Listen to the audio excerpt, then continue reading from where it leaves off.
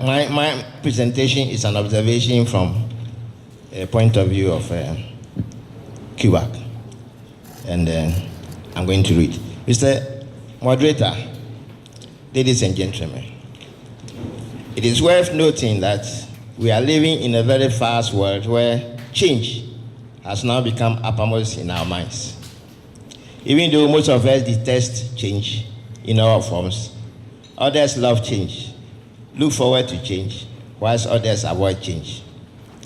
The wind of change that has started blowing at the ports is akin to a new pattern of change that expects us to accept policies that we cannot change, to have the courage to change policies that we can change, and to have the wisdom to differentiate between a good policy and a bad one. It is only when we change our mindsets, our attitudes, and our relationships with the public that we will be able to take positive decisions on issues that relate to revenue mobilization and trade facilitation. It is in line with these facts of life that I wish to expatiate on the theme for this occasion. Mr. Moderator, before September 1, 2018, when CTN was supposed to commence, most stakeholders, especially custom house agents, GUTA, AGI, were skeptical about any benefit that CTN might bring. As a result, there was a 3-day strike, and GRA lost huge amounts of revenue. Then it was announced that the projected $100 to $300 levy from a group for CTN number on bills of lading had been cancelled. And then the agitation cooled off.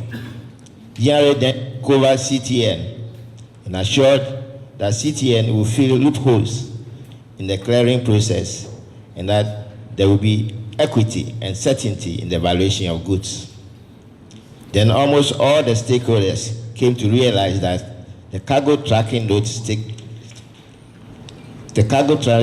policy had now become a government policy, which must be obeyed.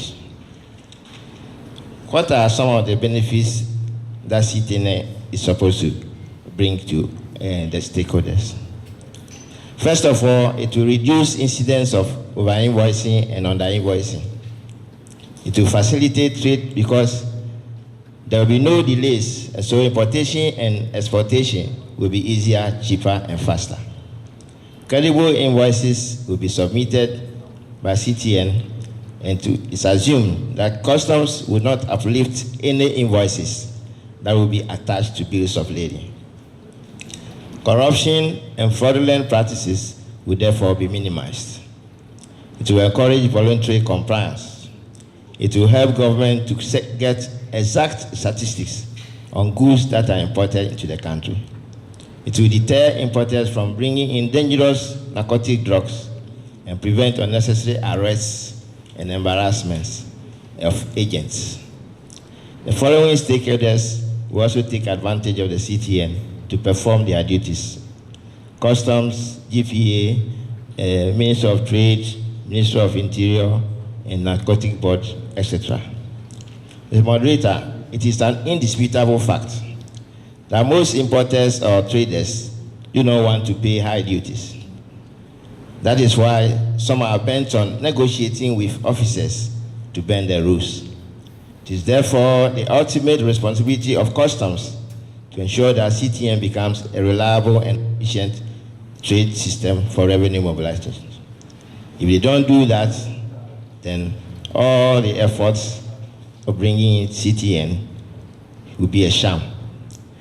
Customs, in cooperation with GCNet and Westbrew, should be able to change the attitudes of traders to comply with the new system.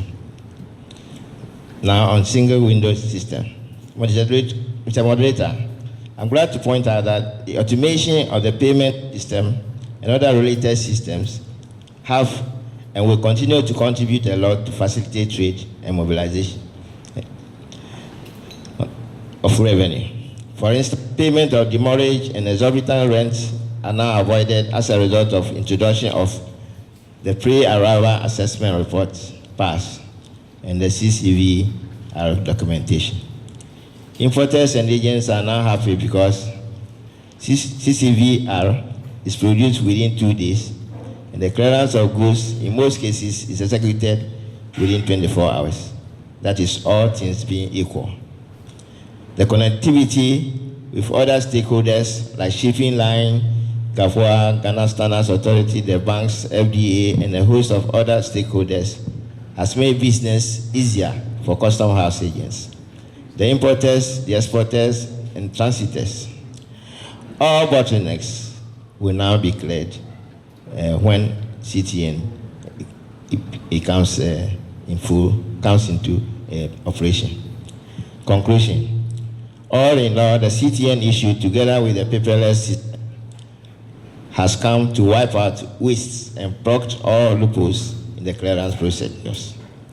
The policies are laudable, so I would like to appeal to the powers that be to give moral support to GCNet, West Blue, and Ghana Link Universe, which has invested a lot at the ports to enable them continue to build a credible and sustainable tax system for the country.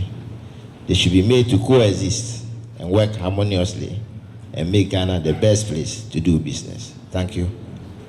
Thank you. Let's put our hands together for Cuba as well.